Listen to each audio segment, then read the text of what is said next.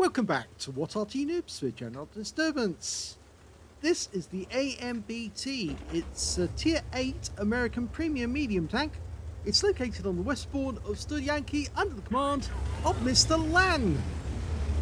Well, this is an unusual tank. It's an American tank, but it's an auto reloader. 105mm gun, capable of doing 360 alpha with penetration of 215mm on standard ammo, but Mr. Land's loaded nothing but premium APCR, capable of doing 278mm of pen. Now, it does have very high velocity as well, 1,400 with the, I'm saying 1,400? Yeah, 1,492 meters per second with the APCR, so it's point and shoot, basically, because you're not going to lead any lead on the enemy, even if they're moving at speed. Now, this is a tank that never actually got put into production, but it would have been interesting if they had gone ahead with it. It's basically strong armor on the turret, but weak armor on the hull. It's basically an idea to actually make a modern, mobile, stealthy medium tank with a decent gun, and of course an auto reloader. So he got his first hit on the King Tiger and got a high roll. Second shot is a high roll as well. 371 goes for the third, gets it. Didn't get the kill though, left him on 1 hit point. Yep, wargaming again, fiddling it to allow the guy to stay in the game a little while longer. Oh, we'll just give him 1 hit point and keep him in the game. Yeah, won't annoy him. Anyway, now AMBT has been proposed that it actually means an affordable main battle tank. I'm not sure that's its true name, but somebody has suggested that's what AMBT means. It was supposed to be a tank that would actually be able to counter modern anti-tank weapons such as guided weapons. It was a design from the 1970s, and by then, of course, we saw enemy tanks being taken out with guided weapons. It's got his first kill. It was the VK2801-105. You can see how powerful it is with a auto reloader and of course a 105mm. But remember, this is tier 8, not tier 9. The 105mm autoloaders start at tier 9 for the Italians, so the P44 Pantera. No, it's not the Pantera. What am I saying? It's a Prototipo Standard B. Yes, I'm getting my tanks mixed up. Anyway, this was a proposal from a certain Captain Timothy R. O'Neill, who worked at Fort Knox, which is where they have the Army Armour and Engineering School. And he thought that this sort of proposal would reduce the tank's size. He's got his first shot into the T-25-2. He's a one shot now. Go for the kill. Yes! So 3 shots, but now he's got the long reload. It is a long reload. Yes, it's supposed to be 11.51 seconds for the first shot, 14.38 for the second, and 18.22 for the third.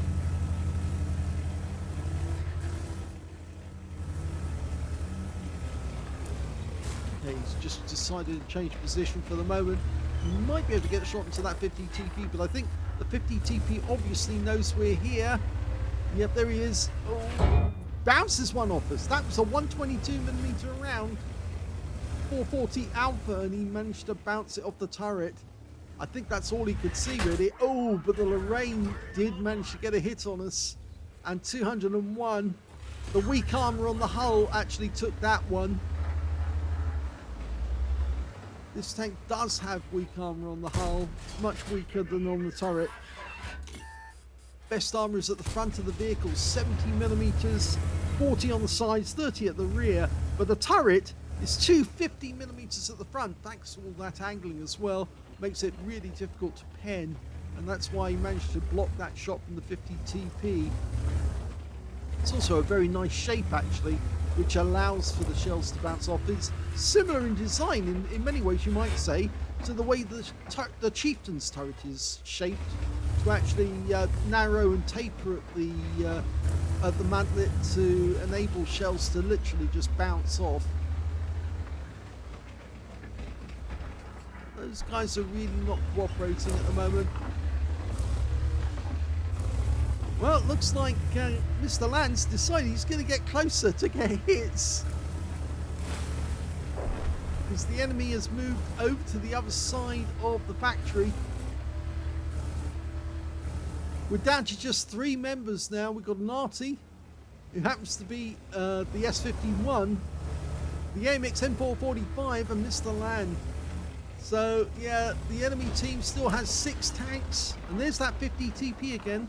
He's hiding behind the house. Now we've got our AMX M445 nearby, and unfortunately he's going to be shot. Well, that was the round from the S51, but yeah, the enemy Arty is putting rounds into him. We lose the S51 to the 50 TP. If he backs up a bit, we might be able to get a shot into him. But I think it's our AMX M445 who's in trouble, because yeah, he's fairly stationary, and the enemy Arty seems to be homing in on him, dialing in on his position. If he stays where he is, he's going to take more damage. And oh, the enemy's got Scorpion, and 1 shot to kill him. But unfortunately now that's the excuse for the 50 TP to come out into the open. We took a round from a Panther M10, and our AMX M445 has gone. So the 50 TP must realise that we're reloading. He's trying to get close. Ouch, took that one right through the cupola. 1 into the shoulder near the driver. Go for the kill shot. Yes!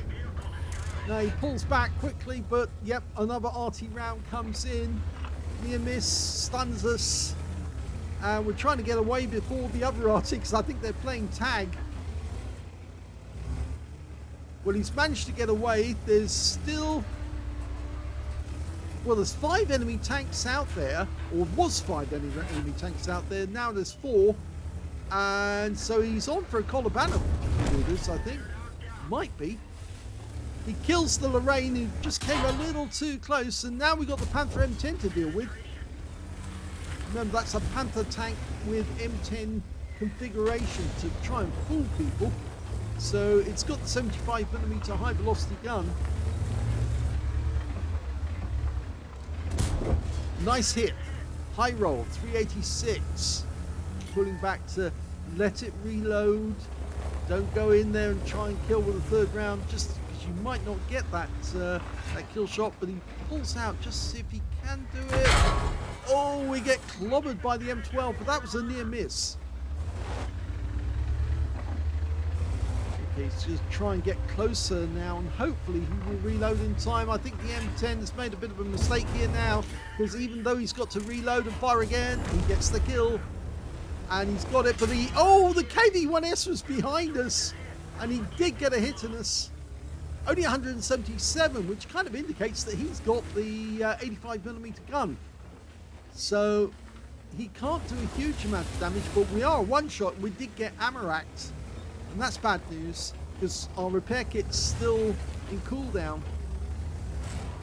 So we've got to stay here for the moment, let those shells go in. Well, he gets 1 in, but it's taking an awful long time to reload. 30 seconds instead of the usual. I don't think the enemy realizes that we're actually in a pretty poor position. And it might be a good idea for Mr. Land to disengage from this action until he can get his Amaract fixed. Because at this moment, he's very vulnerable. If the enemy was to rush us, I don't think we will fire 1 shot and that's it. And they would get the kill after that. They would get numerous shots into us. So he's decided to disengage. That's a good decision.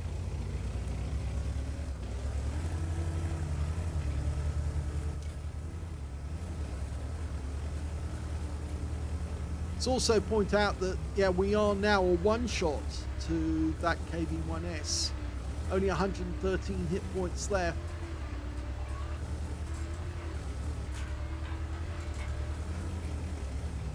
Okay, so 3 shells now in the mag, ready to go. And the Amaract's been fixed. I guess the best thing he can do now is try and locate that M12. Now it seems to me the M12 was staying put, hoping that the KV-1S would find us, and then he could get shots. But if I was in the M12, I probably would have tried to drive to the other side of the map by now. I think the Lorraine made a bit of a mistake trying to come around and kill us with a shotgun. He should have driven over to the other side of the map. He's got the speed, he could disappear, and he would have forced us to come and get the reset. And in the meantime, the KV-1S would have headed to try and get shots on us if we appeared. Now, hopefully the M12's pulled away from here by now, because he must realise we're on the way, and he should be able to work out from which direction we're coming, because we obviously weren't going to come from the north. We're going to have to come through the tree line from the south. No sign of him yet. I doubt if he would cut straight across the map, because of course the great danger is that we might be in the middle of the map as well, or that we might be in an area where we might be seen. So the M12 is probably not, he might have gone north towards the KV-1S, but I think he's headed north. He must be somewhere up here. I suppose he could go into the corner. Have a quick look. He could have gone up into the copse for that matter. Oh, there he is! And one shot finishes him off, and it now tells us the KV-1S has got 286 hit points. So he is a one-shot as well for Mr. Land. So it's whoever's fastest on the draw is going to win this one. Of course, the good thing is that Mr. Land's got a view range of 380 meters, so he should be able to spot the KV-1S before the KV-1S spots him. But we don't know where that KV-1S has gone. I doubt if he would still be in the factory area. That would be a bit silly. We've got 3 minutes and 6 seconds left. He's not round our cap area, or he's not round the enemy cap area as far as we can tell. There's nobody capping at our end.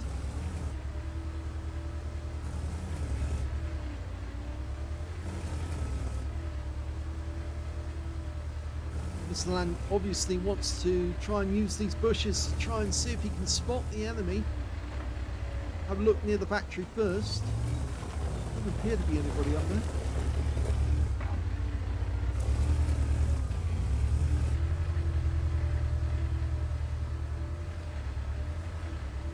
Okay, he's trying to get close to the KV-1S's last position. I hate to think that that enemy KV-1S might be in the copse, right at the north of the map. It's a good view point, a good vantage point to spot if anyone is moving about. But it's a bit late now for him to start capping. There's the 2-minute marker. Well, he's not in the woods to the north, because obviously we would have spotted or been spotted by him if he was up there.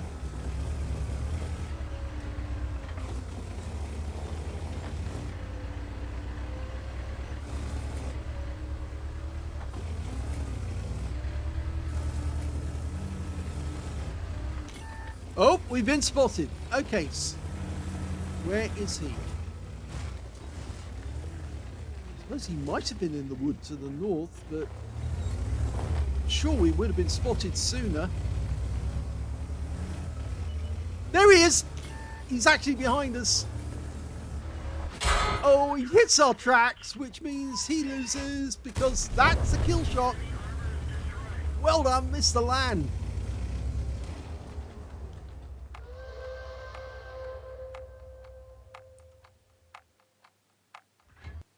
Here's the end of battle stats, and that was an ace tanker game from Mr. Land in the AMBT.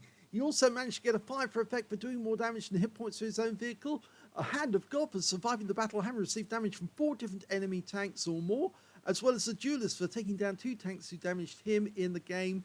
He did get a collarband off. Yes, he's still alone against 5 enemy tanks and took them down. He also got a Pascucci's because he killed both enemy Arty, the Lorraine 15550 and the M12.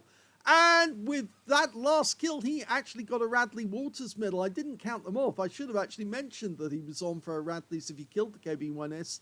But I'm sorry, but I was so distracted by the battles, focusing on that and trying to work out how you can play it. He got a high caliber for dealing the most damage in the game, and he got a top gun as well for getting at least 6 kills. Let's have a look at team score.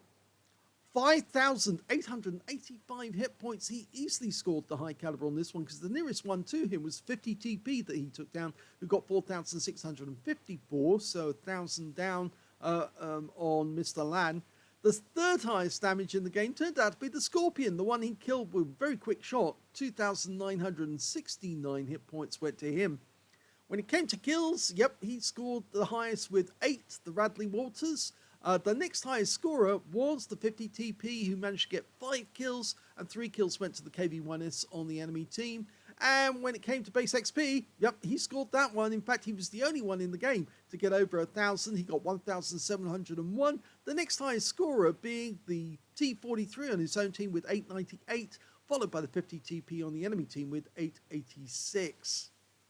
He fired 24 rounds in that game, got 22 direct hits on the enemy and 19 penetrations. Damage of 5,885 hit points, of which 1,134 were at more than 300 meters.